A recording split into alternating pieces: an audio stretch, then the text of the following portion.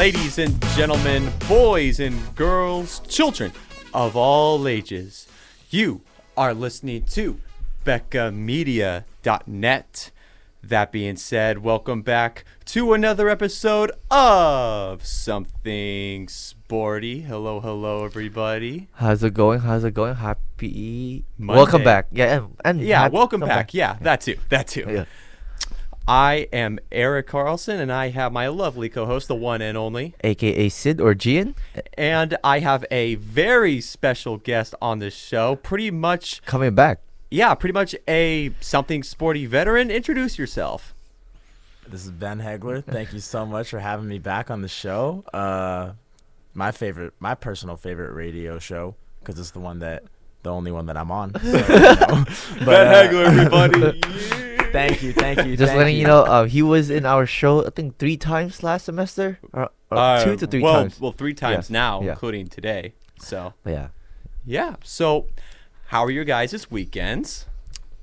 Basically spring break. How's your spring break? Or spring break? Yeah. Well, both really. My spring break was pretty cool. I visited San Diego for the first time since I was 5, which was pretty cool. Unfortunately, it was not sunny. It was rainy and 50 still, which kind of sucked. But it made the drive, because we drove down, and it made the drive from San Diego to San Francisco very nice, because usually everything is very brown on that drive. Dry, yeah. But because it was raining, it was all very green. It looked like a Windows screensaver. The old one, right? Yeah, the old one. Yeah. screen. It looked like that for like 4 straight hours. It was really pretty. So yeah, it was pretty cool.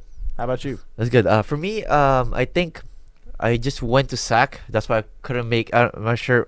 Couldn't make it to the 1-year anniversary of last week, because I was with my grandma's 84th birthday or something. So happy 84th birthday to your grandma. That's basically it. I just can't believe that my grandma trying to take a shot. I'm like, my dad and my auntie said no. But she's like, no. I was like, I'll take it. Give the woman a shot. Yeah. What's it gonna do? Yeah, it was the Hennessy too. It's crazy. I'm like, and then I think she only gave her it was like watered down. It was like apple juice and like a small shot of thing. I got you.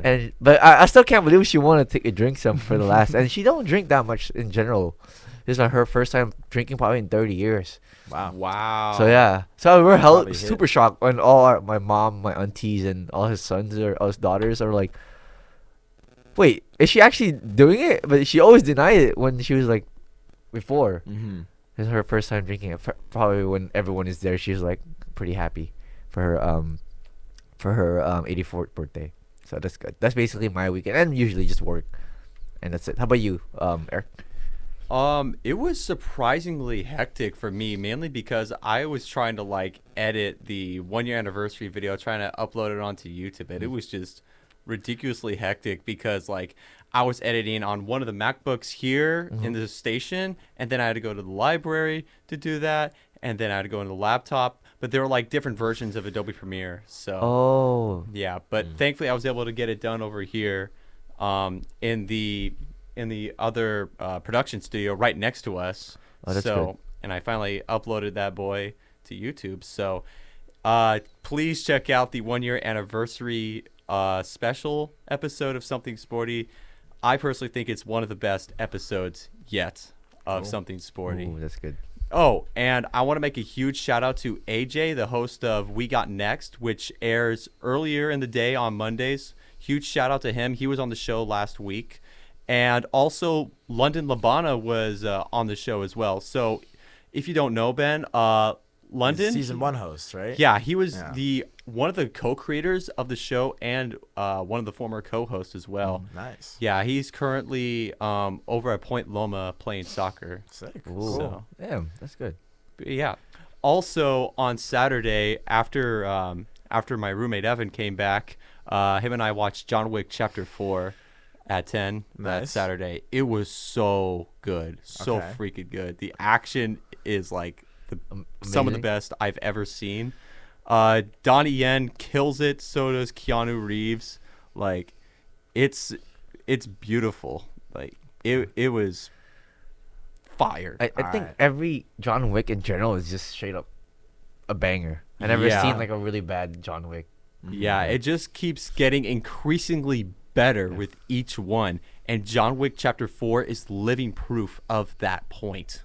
That's crazy. That man loves dogs, bro. Doing all this for Yeah, some for a dogs dog. in the name of dog justice. Hey, I have a dog too, I love my Yeah. dog. Yeah, and they ended the story in such a beautiful way, too. Wait, so is this the last one? So from my understanding, I did research on this earlier today, and apparently Lionsgate, the film that distributes the John Wick movies, they have a 5th movie in development. Okay. Oh, okay. And 2 spin-offs as well. Oh. And one of them called Ballerina, Ian McShane and Keanu Reeves are set to reprise their role in some way Cool. at some point down the line. Nice. That's Yeah. good that they're taking it slowly because, like, comparing it to, if you guys watch the Fast and Furious. That's literally exactly what I was Right? going to compare it to. Yeah. I- This sounds wait. just like a better Fast and the Furious Yeah. in the sense of like they're gonna keep on like pumping out movies, but like you said, brother, they're taking their time with releasing all of them. Like it was like what 3 years from the last John Wick to this one, whereas like Something like that. Yeah, originally supposed to come out in 2021, but COVID delayed that. wait, Chapter 4 was supposed to come out in 2021. Yeah, it was supposed to Oh, come damn. out in May 12th, 2021. So was The Matrix Resurrections. Like, it was being hyped as, like, the Keanu Reeves box office battle. But then, again, COVID screwed all that up. Yeah, Okay. That makes sense. But, yeah. Very cool. I will have to watch it. Yeah. Yeah. All right. So, on that note, let's get started with shout-outs. So, baseball. So, they recently had their series against Cal State Dominguez Hills. The first game on March 24th, the Gators got on the board in the 4th with a 2-out rally. A.J. Schrader and Gavin Hamovitz had back-to-back RBIs to cut the Toros' lead in half, making the score 4-2. Toros responded with a pair of runs in the following top of the inning to reclaim the 4-run lead. Later on, a 3-run rally in the bottom of the 6th cut the lead to 7-5 as Hamovitz, Andrew Silva, and Sammy Gonzalez recorded back-to-back RBIs. The Toros responded, however, with a 3-spot of their own in the top of the 7th, and then the Gators scored 2 in the 8th with an RBI single from Daniel Santos and Nick Upstill. Nick Upstill hitting into a fielder's choice to cut the lead to 10-7, but the scoring hopes ended there for that game. And the doubleheader on March 25th, my dad's birthday. Happy birthday to you, Dad. Happy birthday. Happy birthday, Eric's dad. Anyways, Michael Cunningham hit a 2-run homer early on in the game, stretched the lead to 4-0 the following inning in the bottom of the 3rd. Upstill hit a single to right field line to extend the lead to a 5-0 in the 4th, and then a sac fly from Hamovitz gave the Gators another insurance run in the 5th and a ground out from Justin Clark and allowed another runner to scratch home plate in the 6th to extend that lead to 7-0. Iglite threw 6 strikeouts and kept the Toros off the board to go 2-0. And then in game 2 of the doubleheader, it's where things got interesting. The Gators went up 6-0 in the bottom of the 2nd inning, and after they scored 5 runs on 6 hits, and then the Toros made a comeback. All right. Hitting back-to-back home runs, specifically a solo and a 3-run homer. And then the Toros went on a scoring run, which is why I just talked about it. Anyway, Cole Thompson hit a leadoff triple and gave the Gators the lead back following a wild pitch as the game was tied as Cole Thompson was on 3rd base at the time, ultimately securing the win for the Gators as they escaped a comeback from the Toros. Then the last game of the series, the Toros put up 4 in top of the 2nd, and then the Gators got on the board. Derek LaFerriere doubled, and Hamovitz was able to reach home thanks to throwing errors from the Toros. A 2-run homer by the Toros and 3rd put them up 6-1. With bases loaded in the bottom of the 4th, LaFerriere hit a single down the right field to score a run. Sammy Gonzalez hit a sac fly to cut the lead to 3. Iglite pitched through the 4th through 6 innings, including striking out in the 5th. Gabriel Lopez and Silva held the Toros the rest of the way, but the Gators only were able to get a runner in scoring position and fell to the Toros 6-3 to close the series, evening the series at 2 games apiece.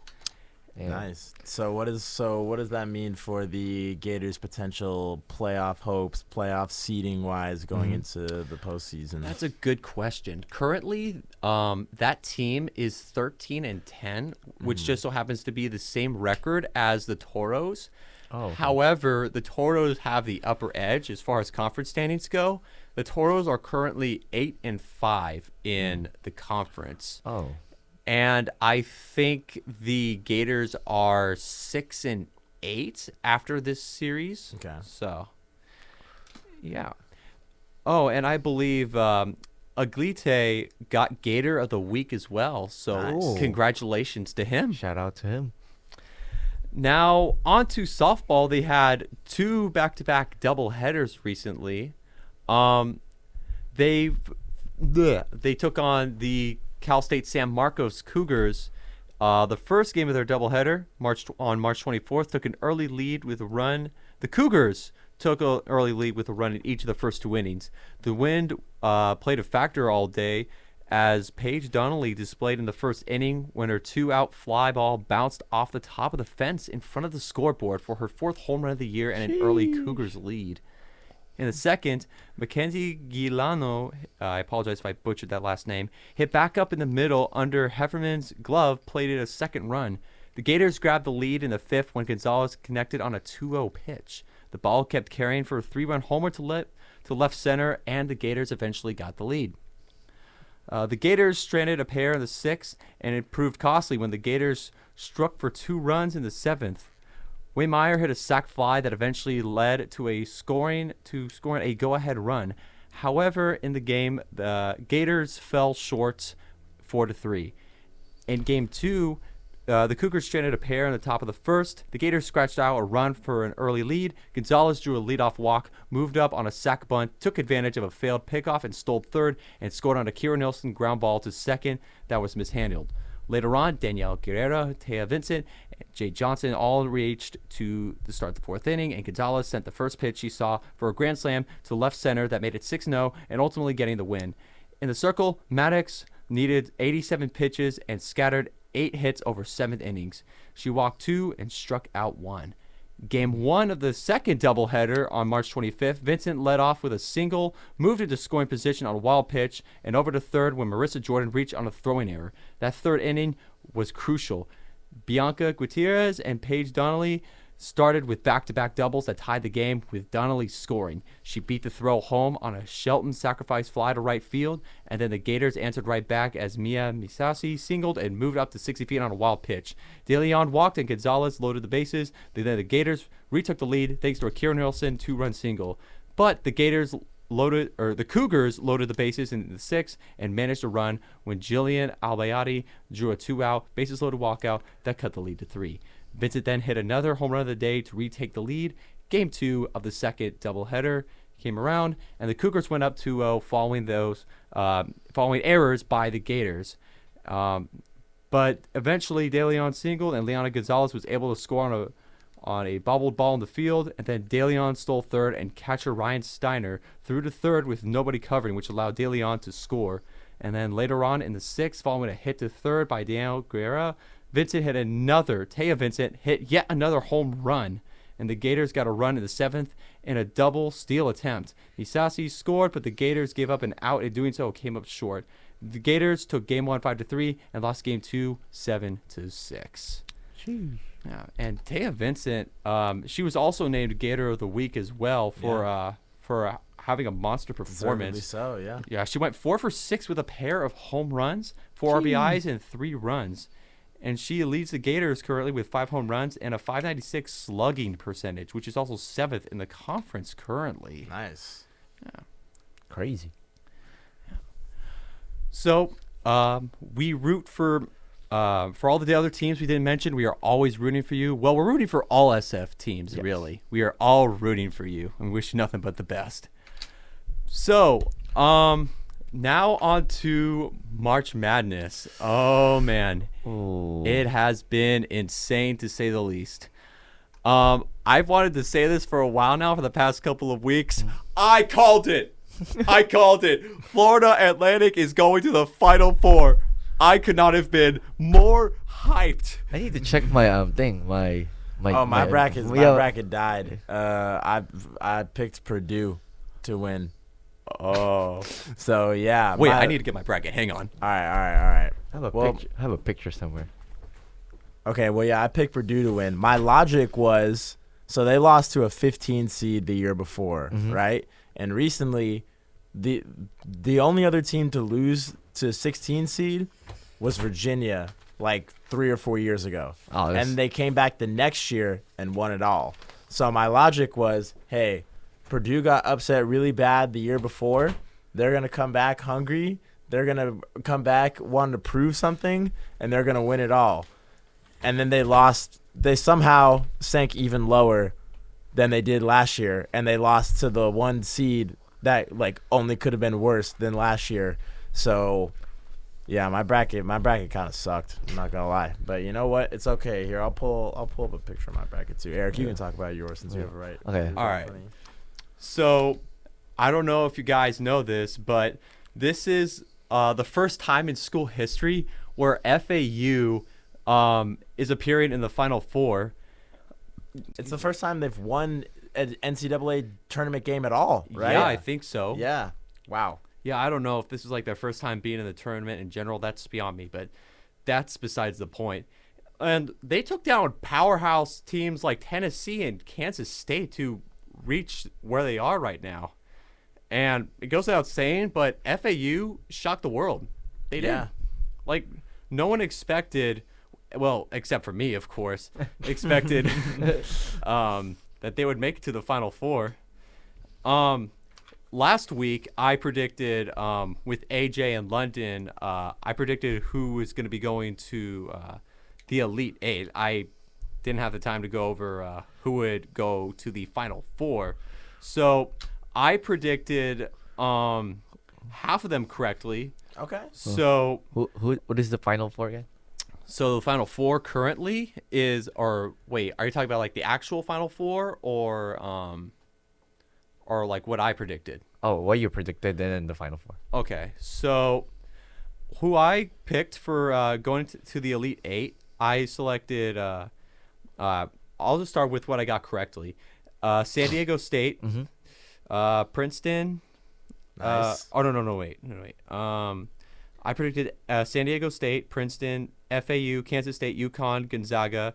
The incorrect predictions I got, I predicted Houston, Xavier, Texas, and Princeton. What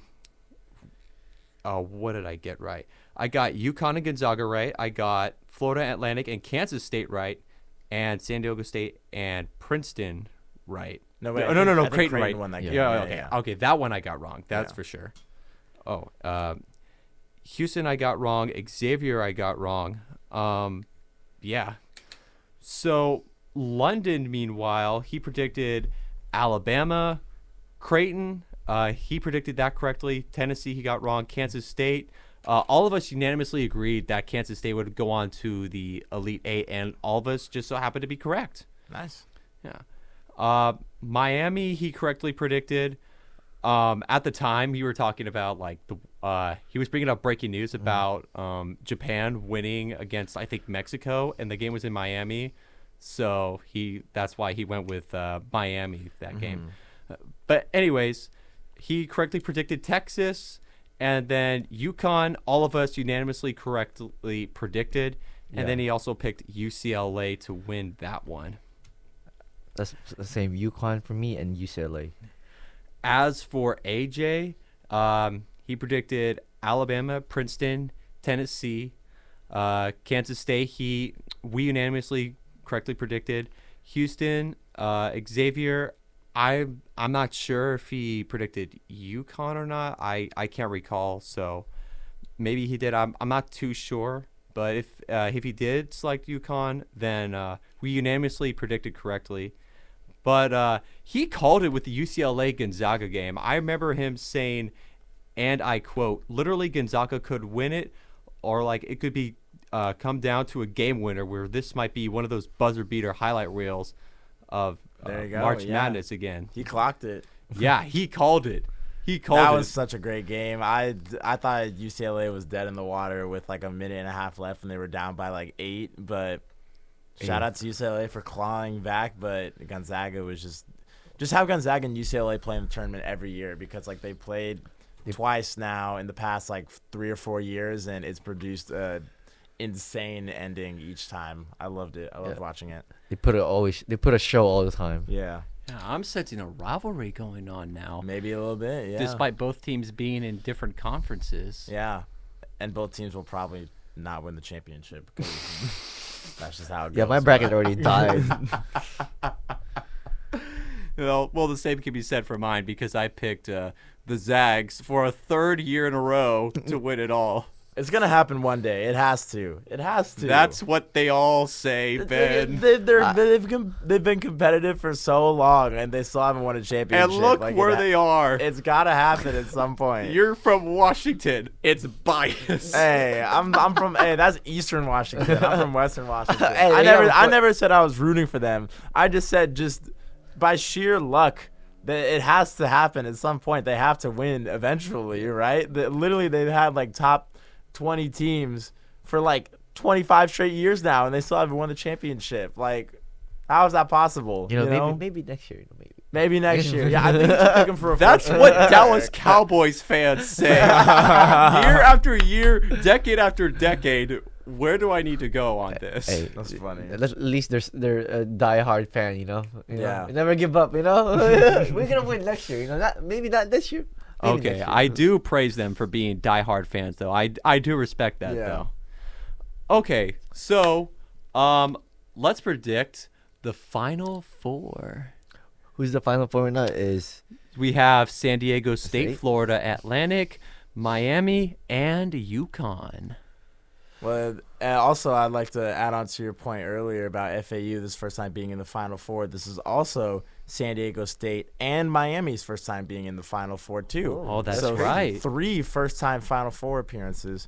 Shout out to the Hurricanes and the Aztecs. But back to what you were saying, predicting the Final Four. So it's Miami and San Diego? San Diego State, Yeah. right? Yeah. So specifically, it's San Diego State versus Florida Atlantic, Okay. and Miami versus UConn. Okay. Ooh. I'm going to pick UConn because they've just been dominating everyone. Like, they won their last 2 games by a combined 90 points. No, that's No crazy. one has an answer for Adama Sanogo. Sanogo. Pronounce that right. Yeah, he's just been a beast. He's been averaging 20 and 10 for the whole 20 points, 10 rebounds for the whole tournament. That no one has an answer for him at all. Jordan Hawkins for UConn has also been performing really well. They've just dominated every single game that they've played in. Like, I don't see that stopping anytime soon. Mostly we're that close too. Yeah. And the other game, I think FAU is gonna win. I think they're gonna beat the Aztecs. FAU. The thing that I've noticed about this tournament a lot is that there's been a pretty large. There's been a wide range of point totals. Like, we've had really defensive games in the low 50s. Oh, yeah. And we've had games almost reach the winning team almost reaches 100 points in the 90s. And FAU has been the most flexible team of any of the 4. Like, San Diego State, their style is we're going to just grind you on defense and not score, and it's always going to be a low scoring slugfest. Yeah, they're around 60 to highest probably 70s. Yeah. But FAU has won games where they've won in the 50s. Mm-hmm. They've won games where they've won in the 70s. They've won games where their offense has gone off and they've scored 90. FAU has proven that they can adapt to any sort of play style that is thrown at them, and they've come out on top every single time. And I think San Diego State is just a little too one-dimensional for FAU's flexibility. So I think that's what's going to give them the edge over SDSU. And then UConn versus FAU, I again, as much as I admire FAU's run and their flexibility, I think they're a really great team. But UConn has just been so dominant. It's just I can't pick against them. They've literally shown no weaknesses throughout this whole tournament. They've just stomped on everyone that's been put in front of them. So UConn is my pick to win it all versus FAU. Shit. I was going for San Diego, but in my bracket is Houston to win it all, but it already got. Tisk, GN. Hey, But it's the not as bad last as two, me. my last two is basic final is it was San Diego and Houston, but yeah, my thing already Hey, you still flopped. got San Diego. in Well, there. yeah, at least you got San Diego I have State. no one. I have no one left in my bracket. Well, as for me, What is it? it's hot take time, baby. Oh shoot. We finally have a new sound effect, first of all. I love it. I love it. Yeah. At first, I was like, I thought it was the Rejoice. sirens outside. Surprise! All right, my hot take. I believe Florida Atlantic will win the national title. I knew you would say that, bro. And I respect it too. You've called that. You called that weeks ago. Yeah. I respect it. You got to ride or die with your FAU boys. That's your child right there. That's your I mean, I baby. predicted them to go to, at the very least, the Final Four. At the There you time, go. I did not predict or think about, for that matter, that they would go all the way. I didn't think about the possibility of them winning a national championship. But I do think that they will win the national title. Why do I say this? Well, first of all, they've been on an incredible tourney run. You've mentioned this already. They've had like the best runs for a lower team since the 2018 Loyola Chicago team. They got that Cinderella run momentum well in their favor right now. That's good. Also, it's been noticed that they've been able to, as you've mentioned, they've been able to adjust to like different playing styles, especially against teams that are ranked higher than them, that have better stats than them. Look at how they battled against Tennessee and not Kentucky, Kansas State recently. And the Owls, they have shot 32% from the three-point field, which they have greatly benefited off of.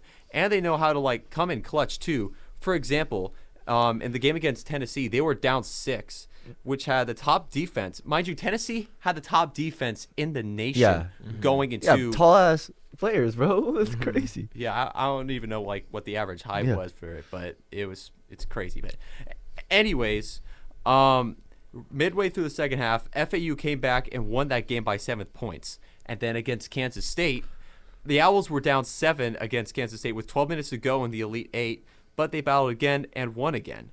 There's no denying, however, that the Aztecs, who they're facing, is their biggest challenge to date. Seeing that the Aztecs, they've been like a absolute unit on the defensive end, as we've noticed. But however, I do get a feeling that the Owls will find a way around this and make it to at least the national title game. Plus, the Owls shot 46.7% from the field against San Diego State's 44.1%.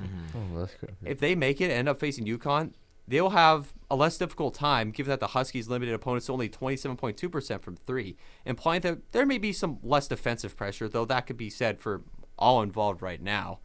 But if they face Miami, they shot 42.1% from the field, the Hurricanes that is, and the Canes had a 34.8 rebound per game, giving the Owls the advantage. So with all those stats and factors in mind, I believe, in conclusion, that the Owls will end up winning a national title and will become the lowest seeded team since number 8 Villanova in the 80s to win a national that's title. crazy. That's almost like Yeah, me and 40 Ben were years. talking about it during our run earlier today. And like he was mentioning something like that. Correct me if I'm wrong. No, yeah, you're right. So the previous lowest seed before this is Villanova at the 8th seed. So they would be the lowest seed ever to win the national championship. That would be crazy if they win it all. Yeah. But that's what I think. What about you, Gian? Basically, I said U.S. San Diego State, but I don't know. After, I think I would say like UConn, like what your thing. Your wait, which one is your you said you're gonna go? I said UConn. UConn, yeah. I watched the game I think a few days ago, and they're like crazy Against Arkansas? Yeah, or they're crazy. Yeah. Because I was betting on players. Oh, nice. I lost the bet though. Oh, man. I was betting against them. But yeah, so I think I'm not really sure because I need to watch the San Diego because I didn't watch the recent games. So I need to next week at least I know my prediction is. Oh yeah. But my 4 right now is UConn and San Diego State. That too. And then I don't know who's my finals yet. Yeah, the Final Four is happening this Saturday, and then the national championship game is going to be like I Next think week, during our show. Like Monday? I thought it was Yeah, gonna be on Tuesday. Monday, April 3rd. Oh, we can talk about it too after. Yeah, maybe we'll do a live reaction, but I mean that depends on when the game is. Oh, so. what time is? Usually is like an afternoon, but Oh depends- yeah, that's right. We can do a live reaction to there's a game going on right now in the women's tournament. Oh yeah. yeah. Fill us in on that, Ben. What? On the tournament. Women's tournament. 4 minutes and 20 seconds left in the third quarter. First seed Virginia Tech 55, third seed Ohio State 51. So it's a close game. But one of the games just wrapped up right before we came on. South Carolina and Maryland. South Carolina got the win, 86-75, and they will be facing off against Iowa in the Final Four matchup against Caitlin Clark, who is coming off a monster game. Oh yeah, she recorded a monster triple double for 41 points, 12 rebounds, 10 assists. Oh my 41 god! points. Yeah, that's crazy. She straight up dominated. She dominated. That's crazy. Yeah. So Dear 12 God. rebounds. yeah. Holy shoot! She took all the rebounds for that. So they'll be facing off against South Carolina and the regular season MVP Aaliyah Boston on South Carolina, which is going to be a really entertaining matchup to watch. I will definitely be tuning into that one. So South Carolina versus Iowa. Make sure and tune Wait, into in the that. Final Four? In the Final Four. Oh, yeah. that's gonna be epic. It is going to be crazy. epic. And then Ellis. So Iowa. They were facing off against Louisville, Iowa, and the final score is 97-83. So a Damn. very super offense game. That's crazy. The other game in the women's bracket, what we haven't talked about yet, LSU versus Miami. LSU got the win 54-42. What? So literally the exact opposite kind That's of crazy. game. Wait, 54-42. That was the final score. Yeah, that was the final score. So they only scored 20 points. Yeah, 25? I think LSU shot 27% from the field, and then I don't remember what exactly Miami shot, but it was in there was a 1. It was 18 or 19%. It was really, really, really heavy on the defense. Angel Reese got 18 rebounds. God, Jesus. yeah, It's more than the points. I know. If you're counting by rebounds, you probably I won. know, right? And so LSU's first Final Four since 2008. They will be facing the winner of the Ohio State Virginia Tech game. So we will be. I'll if this game. I'll give the update, whatever update we have left at the end of the show to see what's been going on. But right now, 55-51 with Virginia Tech up on Ohio State with 4 minutes and 20 seconds. Yeah, they have a left in the close game right tournament. now. It's only a 3-point game. So Yeah, And how much time is there left of it? 4 minutes and 20 seconds in the third quarter. Oh wow. So we got a lot of time left. Might not know the result by the end of the show. But have y'all been watching the women's tournament? rarely. Rarely. Yeah. It's dude. Watch that Iowa South Carolina game. Is it It's next gonna- week or something? Yeah. I think it might be. When did you say the men's was? The men's game are the Final Four or the national championship. The Final game? Four. It's April 1st, this Okay. Saturday. Oh damn. Okay, I think the women's game is this Friday. So Oh, a day early. Wow. yeah, so a day earlier. But yeah, watch. That matchup between Caitlin Clark and Aaliyah Boston is going to be a lot of fun to watch. Should be a lot of fun basketball. All right. Also, the World Baseball Classic happened recently. Oh yeah. That was awesome. Oh yeah. That was so cool.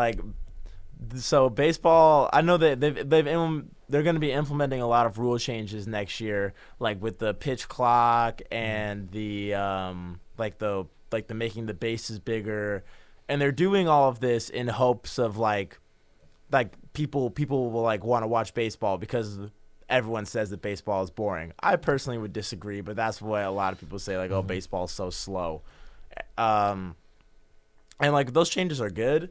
But honestly, this is what you should do to get people hyped about baseball. This was so fun to watch, and everyone got involved. I was hooked way more than I thought I was gonna be. Just all the semifinal games, that walk off that Japan had against Mexico was incredible. Yeah, that was man. crazy. And just you couldn't write it any better. In the final of the World Baseball Classic, team Shohei Ohtani is pitching to Mike Trout, and it's honestly just one of the coolest at bats ever because he gets to a 3-2 at bat and he's got the strikes by just like throwing like 101 mile an hour Bro, fastball that's crazy. Yeah. right down Like- the middle at Trout. And so like you would think that like okay, like 3-2, like he's just gonna blow it by him again. But Ohtani pitches like this just you really need to watch the video because me explaining does not do it justice, but just this nasty slider that just like curved like Yeah, it curves right in at the the end, last right? minute and strikes Mike Trout out and Japan wins, and it was just incredible to watch all the way through. You could tell that everyone really, really, really like cared about it. Like Randy Arozarena on the Mexican team said that it was the most fun he's ever had playing baseball, and he's played in the World Series before. Yeah. Like the players really got into this, and I think it was great for the game of baseball as a whole, and it's exactly what MLB needs to build hype around baseball heading into the new season. Yeah, and the fans were like going crazy Yeah. too. Yeah, So at, supportive. It's crazy. at one of the games, from what I've heard, like people were like bringing up, like were hoisting banners Yes. up. It's crazy. Like multiple banners, not even like just one person, just like groups of them, and like crazy. But that pitch by Ohtani, bro, it was like there's one time that he kind of missed, but it was like 101. Yeah. He shoot like he was pitching for 3 like pitch or like 100s minimum. It was amazing. Yeah, I was like, there's one point I was like, damn that I know it didn't count, but like that curved so much, it was Yeah. crazy. Like it was in the middle and it would curve. It was crazy. No, it was super cool. It does suck that Jose Altuve and Edwin Diaz got injured during the World Baseball Classic. I hope that does not deter players in the future from competing in this because this was just so much fun. It would be a shame for people to sit out because of like fear of getting hurt. But so yeah. that was the only thing that kind of sucked about it. But I love this so much. I know it's not like I feel like it's sort of like gained more steam than it has like in the past. I know like the World Baseball Classic has been going on for a while, but I feel like this was the year that like It went off. it went off. Yeah. I didn't even know that they had it this. Is it last week, right? Yeah. I didn't even know that it had it last week. Usually, I just only pay attention to the World Series, the NBA finals, but I watched that one because Yeah. it was all over the news. Wait, the World Baseball Classic was like last week? Yeah. Yeah, it was last week. Oh, Yeah. I thought it was like 2 weeks ago. No, it was last week. Like last Oh week, yeah. wow, Then days so fast, you know. Yeah. yeah, that's crazy. Spring break. Like it's already over. And speaking of crazy, what's crazy going on right now in the NBA are the conference standings, at least in the West right Yeah. now. In the Western Conference, the 4th through 10th seeded teams are within 2 to 3 wins of each other. It's The like 4th through 12th teams is within 4 games of each other. That's crazy. yeah, Which it's is wild. it's insane. Well, like- except for Denver, Memphis, and Sacramento. Denver, like, Memphis, and Sacramento have clinched it. yeah, they're pretty much fine. Yeah, Sacramento. I know this feeling well. Sacramento clinched a playoff spot, ending the longest active playoff drought in the 4 major North American sports, formerly held by the Seattle Mariners, was given to the Sacramento Kings, and now they have ended it themselves. So congratulations to the Sacramento Kings. I don't know who has the streak now, but I hope whoever it is, I hope you end it soon. But Sac's been killing it, to be honest. Yeah. Fox, they've been bro, amazing. Yeah. he's been putting like almost 30 to 40 points each game. It's Yeah, crazy. and DeMontis Sabonis too. He's been like, Oh, yeah. he's been a solid player for Absolutely. the Kings. yeah. He's about to become the 3rd center of all time to average 7 assists in a season, joined by Wilt Chamberlain and Nikola Jokic. Oh, He- wow. Oh yeah, Nicole. Yeah. So he has been he's been incredible for them. He's been a game changer for sure. So basically, there's no room for error for like any of the other teams who are trying to get into the playoffs. Yeah. Like literally one loss can put them out of contention, even just for the play-in tournament. Are there any teams that you think are you want to talk about? Any noteworthy teams in that little bunch right there? The Lakers. The Lakers. The Lakers, they yes. have been a pretty interesting story this Yeah. semester. Like they traded away Westbrook for one, Mm-hmm. and then after that, they still have like their losing ways still. Yeah. And LeBron's injured too currently. Yeah. He's out. Isn't he out for the season? I think he's coming back tonight, Oh, tonight? actually. Oh. Yeah. Yeah, he was out for like A while. 13 games. Yeah. something like that. And yeah, maybe LeBron will turn this around for the Lakers. They're like 37, 38 currently. They're still like trying to hang on just for like a play-in tournament spot. Yeah. They're like the 9th seed. Yeah, they're I the ninth think. seed right now. Yeah. Yeah. And the Warriors, meanwhile, they just lost against Minnesota yesterday in the final seconds after a shot from Karl Anthony Towns. Oh, damn. The Warriors are the weirdest team. Yeah. They are terrible on the road. Like, they are the worst road team in the league. Like, for everyone, they are 7-29 on the road. That's crazy. That is Oh my god. that is terrible. Yeah, like, for a- how are they so bad? Like that. Like the Spurs aren't even that bad on the road. Like, and the Spurs suck. Like They're out from playoff contention. Yeah. What the Warriors are? No, the Spurs. Oh yeah, the Spurs are in lottery contention right now. So Pretty much. Yeah, so the Warriors are lucky that they're so good at home. Right now I think they're the 6th seed right now. They so, are exactly the 6th Yeah, seed. so they're barely out of the play-in, but with the standings being so close, that could change at any point. Yeah, like I'm shocked that the Warriors have been playing so pretty much badly Yeah. Yeah. this They season. keep I don't even remember that's the last time when they won a game this whole spring break. Yeah. Like this is like unprecedented, really. Also, no, they are the defending champions. Like That too. That's like it bothers me too. You should be at least putting like minimum effort. Like I don't know. Hey, at least the Warriors are the 6th seed right now. At least like they're still, if the season ended today, they would still be in the playoffs. I want to talk about a team that if the season ended today, they wouldn't even be in the play-in, and that is the Dallas Mavericks. They have had a disastrous like last 2 weeks. They lost back-to-back games to the Charlotte Hornets, who again are terrible. Yeah, they're are terrible. They don't have LaMelo Ball. They don't have Terry Rozier. They don't have Kelly Oubre, who are like their 3 best players. And even with them, the Hornets aren't that good. The Mavericks should win that game, and especially without them, they should easily win that game. Yeah. And they lost back-to-back games to put them. Now they're on the outside looking in of the play-in. They're the 11th seed right now. Oh, that's bad. Oh, They and are- for one of those Hornets games, there was a game-winning shot hit by former Dallas Maverick Dennis Smith Jr. Oh, really? Just to rub more salt into the wound That's funny. for that point. Yeah, but it's just crazy. With the games that Luka and Kyrie have played together, they are 3-9. I don't know Oh. what the problem is, but Chemistry. yeah, I don't think they're clearly. like not clicking at all. Their defense is terrible, and those pieces that they traded away in the Kyrie trade are like that's coming back to haunt them now, because Dorian Finney-Smith was a huge like interior defensive presence, and now they're just not getting anything. If the Mavs were to miss the playoffs, they would be one of 4 teams to not make the playoffs since 1980 after making the conference finals the year before. The other 3 teams are the Bulls after Jordan retired, which like a major player retired. Yeah. The Cavs after LeBron left, which again a major player left, and the Warriors after they lost to the Raptors when Steph and Clay got injured and KD left. Yeah.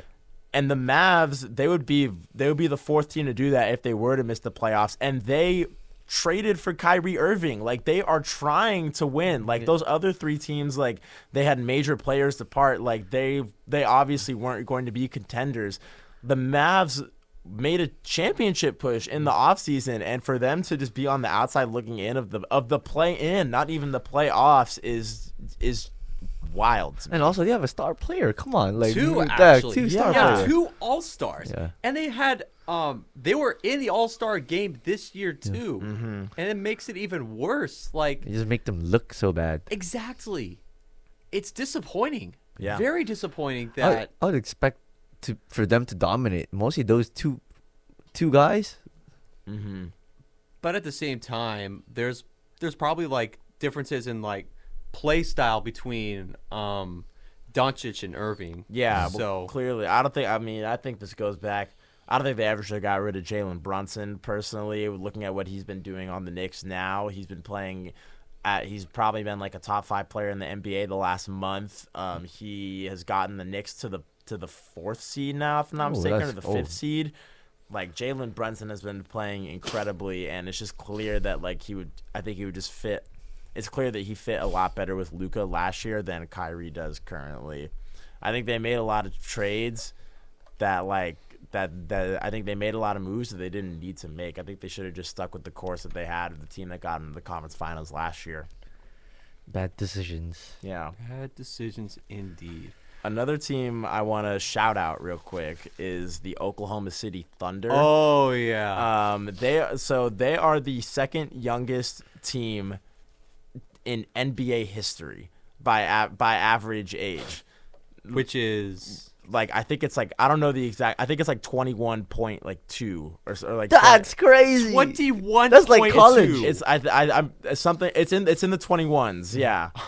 That's like college. Yeah. That's like our age. Like Shea Gilgeous-Alexander, who's their best player, is like a little bit older. Like he's like 24, 25, so he's bumping up that average a little bit. Like Yeah. it is a lot of like 20 and 21-year-olds on the court for the Oklahoma City Thunder, and they have and they are in the play-in right now. And they are in the mix in this West right now. They're the 10th seed. They were as high as the 7th seed until a couple days ago. And again, with everything being so close, they could vault all the way to number 6 seed and be in and not even be in the play-in at all. Yeah. And I think I just really want to shout out the Thunder for what they're doing. If you would have told me that this team last year would be in contention for a playoff spot, I would not have believed you. I think it's clear they have a great culture over in the Thunder. Yeah. And I just think that their story is really cool, and I would love to see them. I would love to see them make the play-in or the playoffs. So, They're yeah. super young. Oh yeah. They're- Oh wait, go ahead. basically they're like most of the NBA people right now are like around 30s, 35. Mhm. They're like 21. They're literally just from like college. Yeah. And they're playing And with like They're playing OGs. really good basketball. Yeah. Not to mention, I want to make a huge shout out to Shai Gilgeous-Alexander Yeah. for Oh, helping yes. with that. He has been balling out of his mind. He's been Yeah, averaging he's- near 30 points per game. Yeah. He had Yeah. one game that he scored almost 40 and like 12 rebounds. I think he's like, I think he's 3rd or 4th in total points right now. Yeah. Like, Oh yeah, my God. He's a been beast. incredible. He's gonna make first team All NBA this year. Not only that, he's at this rate, it's inevitable that he's going to win Most Improved Player. No questions asked. Yeah, and he's young too. Yeah. So yeah, he's taking his game to another level this yeah, year. chances are he's probably going to be the youngest player in NBA history to win Most Improved Player. Mm-hmm. So, yeah. Oh wait, last year's winner was Ja Morant. It was like He was pretty young too. John Morant. yeah. So Shea I think- Shea Gilgeous-Alexander has been around for a little bit longer than Ja. I think Shea Gilgeous-Alexander got drafted 1 year before Ja, if I'm not mistaken. something like that. Yeah. Oh yeah, you're right. Mm-hmm. In 2019, it was Zion the first overall pick, and I think it was Ja who was the second overall pick. Yeah. Okay, yeah, I thought so.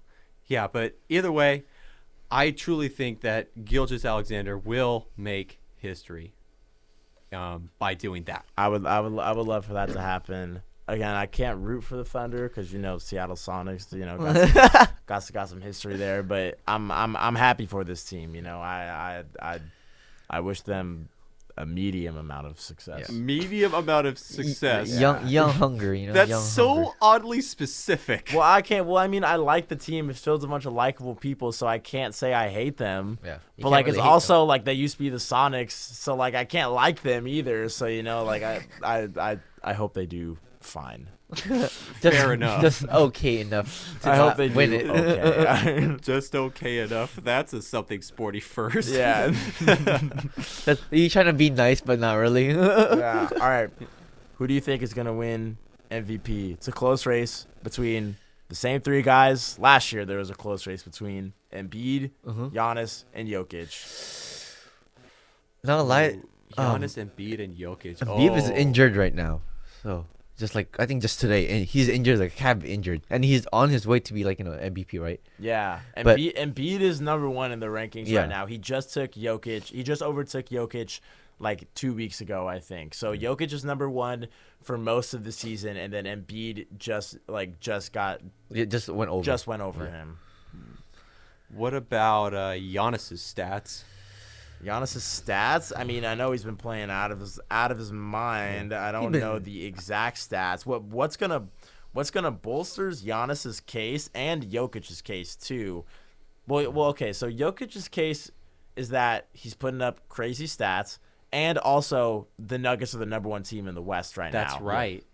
Giannis, if Giannis's team finishes as the number 1 team in the West, because right now it's close between the Bucks and the Celtics, then I think Giannis has a better chance. But the Sixers could also make a similar push because they're not out of contention for the number 1 seed in the East either. So They're the be 3rd close. seed, right? Yeah, they're the 3rd seed. I think they're Okay. 2 games back from the Bucks and the Celtics, who I think are tied right now. Oh, so. wow. Wait, like tied for the 1st seed or? Let me double check that, but I believe that that's correct. Yeah. So the Bucks. Yeah. So the Celtics are 1 game back from the Bucks. Yep. The Sixers are 3.5 games back from the Bucks, and I think they have 8 games left to play. So it's anyone's race right now. Oh, right. Wow. And I think whoever finishes at the top of the East, the Bucks or the Celtics or the Sixers, that's going to help their best players' MVP chances to go by up. a lot. Even though Tatum's not really in the running right now, but it's going to help. It's going to help Giannis or Embiid's case a lot. I think currently the team that has or the best player, I should say, has the best odds of winning the MVP right now is Jokic because if I'm not mistaken, Denver is the 1st seed in the West currently. Yes, you're Yes. by a pretty decent margin too. Good amount. Yeah. So with that in mind, I'm gonna have to give that MVP edge to Jokic, as he's probably gonna three-peat as MVP, and I don't think that has been done before for at least a very long time. I know like 1 or 2 players have. Oh no, done wait! It was Michael Jordan who won who three-peated as MVP, right? In a row? Yeah. I think so, yeah. Jordan The only 3 players in NBA history to three-peat as MVP have been Larry Bird, Wilt Chamberlain, and Bill Russell. Oh. Oh, okay. I stand corrected. Well, yeah. Probably not in 3 in a row. I think he did like 2 and then didn't make Michael it to the Jordan's total. won 4 MVPs, I think, but I think they were like. I thought he broken won up. 6 broken up. MVPs, league MVPs. He won 6 league MVPs. I think Yeah. it is broken up, not in a row though. I think. Let's see. Yeah, it sounds about right. He was 6-time Finals MVP. Right. He Oh. was 5-time regular MVP. Oh. In okay. 88, 91, 92, 96, and 98. So it's yeah, broken they up. were broken Ah, up, yeah. okay. He's like, I'll give one to the other people. Yeah. For real. Is it this year? Okay, it's probably this year. I'll give my friend Charles a chance. Charles. Bro. Wait, what do you mean, Charles? As in Charles Barkley, yeah. Charles Barkley. He won an MVP in one of those years. All right. Yep. So, all right, let's make our picks. Yeah. I'm gonna go with Jokic for MVP. Gian? I mean, I'm going to go Embiid, yeah. too. All right. I love that guy. He never fails me. Yeah, Embiid, he's been playing fantastic. Yes. Don't get me wrong. For but, sure. but as far as standings go, I'm gonna have to give the upper edge to Jokic. So.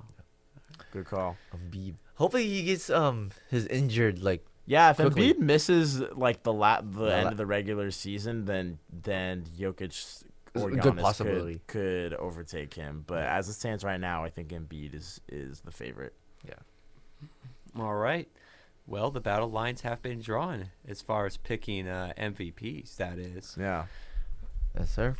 All right. On that note, you have been listening to Something Sporty on KSFS.